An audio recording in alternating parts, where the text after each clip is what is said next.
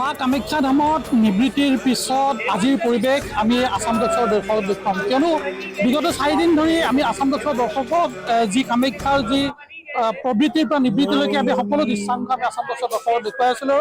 আজিৰ তাৰিখত যদি চাই ঠিক একেদৰে সিমানে ভক্ত দেখিবলৈ পোৱা গৈছে। আজিৰ তাৰিখত যদি চাই মা কামাখ্যা ধামত নিবৃত্তিৰ পিছৰ দিনাখনো প্ৰায় লাখ লাখ ভক্ত এই স্থানত বৰ্তমান সময়তো আছে। মোৰ কেমেৰা অঞ্চলত সামগ্ৰিক পৰিৱেশ দেখুৱাব। এয়া মন্দিৰৰ যি দুৱাৰ আছে, মন্দিৰৰ দুৱাৰত যদি সম্ভৱ হয় মোক মন্দিৰৰ দুৱাৰ দেখিবলৈ অনুৰোধ কৰিম।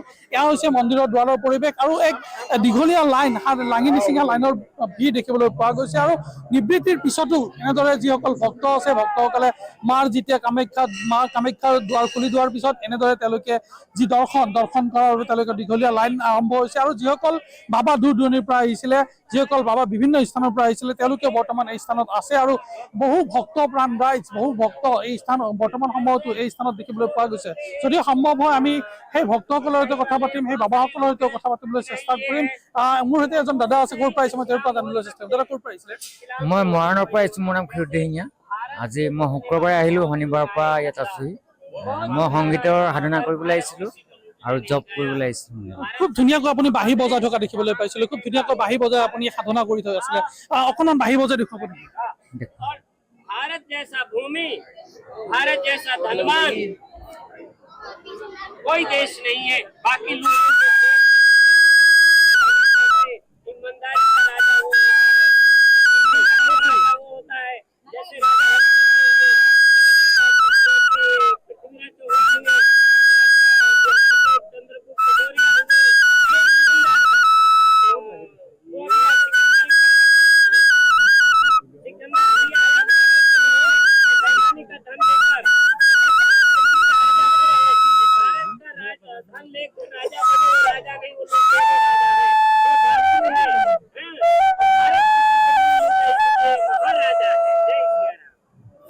ধন্যবাদ জ্ঞাপন কৰিছোঁ। খুব ধুনীয়াকৈ মৰাণৰ পৰা আহিছে আপুনি, খুব ধুনীয়াকৈ বাঁহীৰ বাজাৰে আপুনি সাধনা কৰি আছে।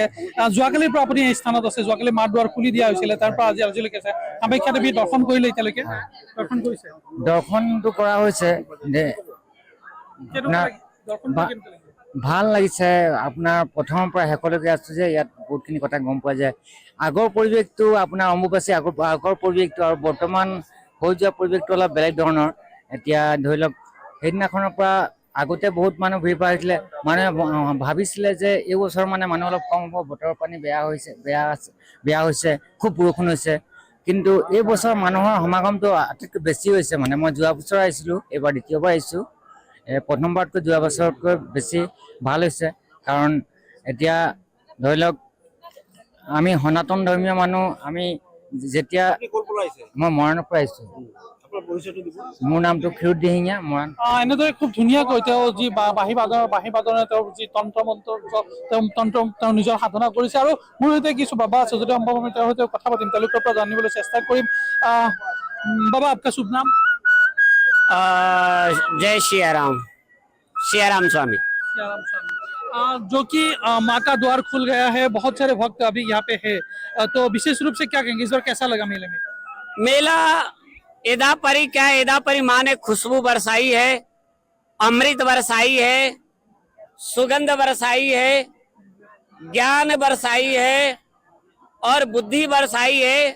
जनता को सुख और शांति भी बरसाई है।